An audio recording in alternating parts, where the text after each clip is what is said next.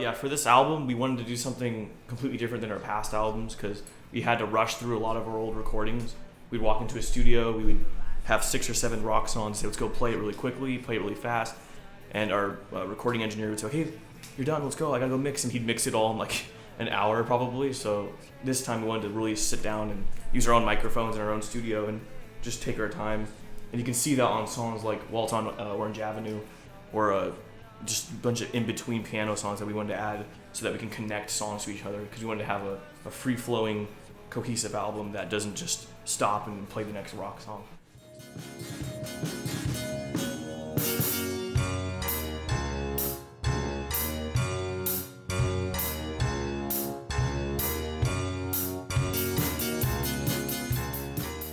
Yeah, it was always a dream of ours to have an actual home studio like this. And just walk in here whenever we felt the time was right, and to put the time that we really thought each song deserved. And that's what we did. Everything was recorded right here in this room, and just kind of one by one. And it was more like, it was kind of easygoing, but also it was kind of like getting to business too, because we wanted to make sure that before we went in here, we felt like each song was properly developed. And yeah, so we'd walk in here and use these mics that we have set up and put it. It was all recorded through GarageBand too, so that was something that was pretty fun to do because it was so simple and so free, and we felt like it matched our sound pretty well.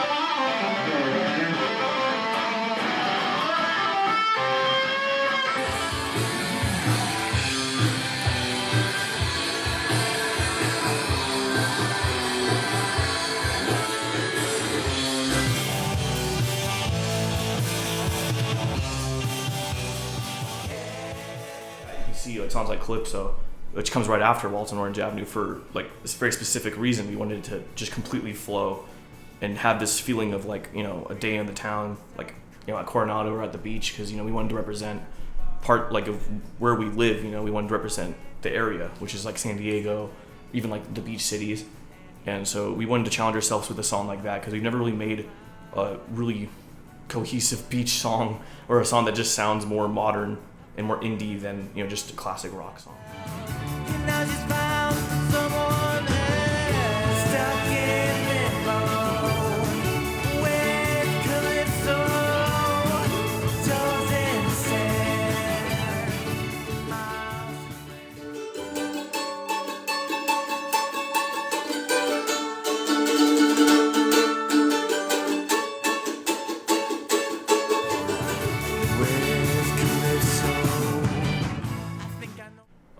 You know, the inverse of that would be probably Verona, or even like Cracked Lens, 2 songs that we had for a while stored up because we wanted to make like an Aerosmith kind of song or Greta Van Fleet kind of song, you know, like just very A power chord based, where we just kind of like yell through gain guitar. It's fun to play live. So there's a mix of new stuff we wanted to do with the album and, you know, old albums kind of concepts that we've, you know, how songs we've had for a while that we wanted to record. Yeah, we also had a couple of songs like Car Candy or Lisa that are a mix of like a 70s kind of like rock tinge, but also like kind of an 80s feel. So it has more of a melody, more melodic, or also like a little more out there. So that's pretty much what this album was about. And we wanted to just really challenge ourselves rather than, you know, play the same old stuff over and over again.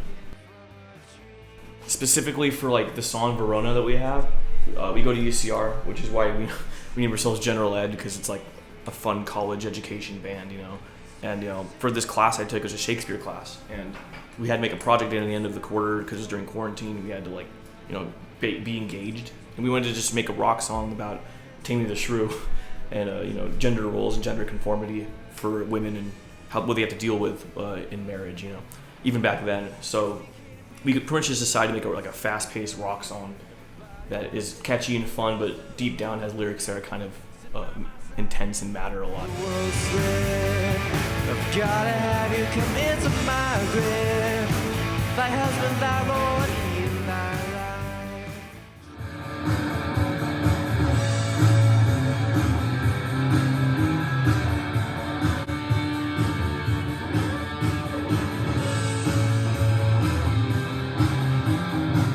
I actually took on the responsibility of doing all the mixing myself, which was definitely a challenge. It was a large learning process for sure, and we went through a lot of mixes, a lot of demos before actually landing on the final tracks that you hear on the album.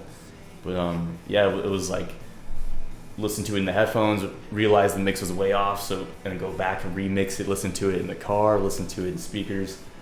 So that was a long process, but it was definitely really rewarding doing it all ourselves in here, and coming out with a finished product that we were very proud of.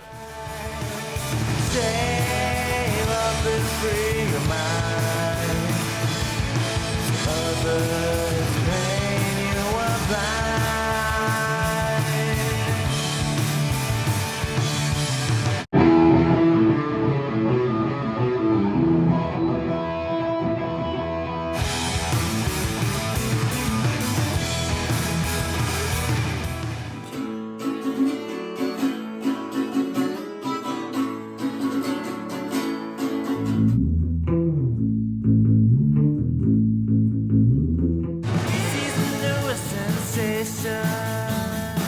Always posing in the street.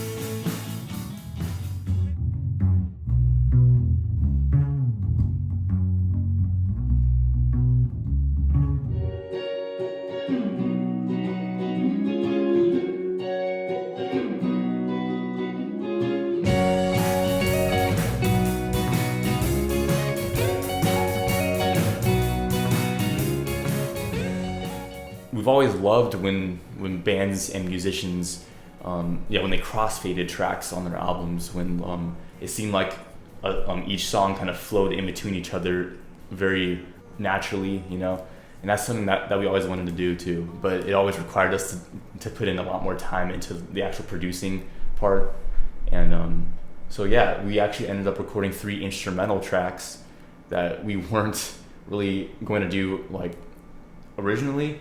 But then we decided like it's a great way of making the track list very intentional and making it flow in the way that we felt like was best. And so yeah, we had fun doing that whole crossfading thing where Waltz on Orange would go right into Calypso. Does that go for your children too?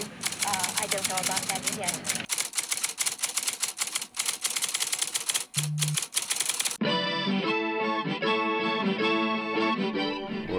The first track, Head Start, would go right into Cracked Lens.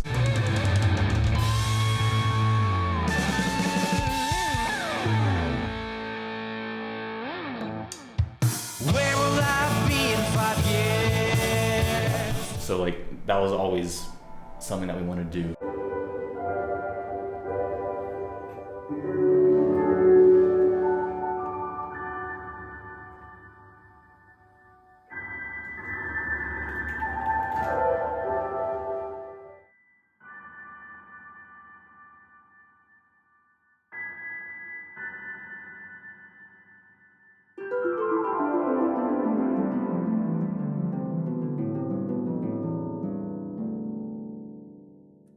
There's a little story behind how the song Spoonfed came to be. So I remember sitting with Gabriel at night one time just thinking about the album, because at that point we were about 8 or 9 songs in, and we were thinking that we really needed to find a name for the album. So I did some thinking and just kind of like sifted through all the lyrics that we had for all these songs up to that point. And then I came with this saying, spoon-fed, because it was in the chorus of the song Lies in Disguise. And that just kind of instantly popped out at us. And it just seemed like a weird thing to name an album.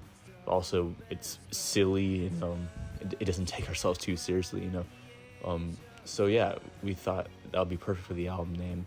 and then Gabriel had a song that we were working on. It was one of the last two songs that we had, and he just decided that since he didn't have lyrics for it yet, he could totally base that song off of the saying spoon-fed and kind of turn it into the title track for the album. And that's what he did. And then we jammed it out with Axel, and it actually turned out to be one of my favorite songs on the album.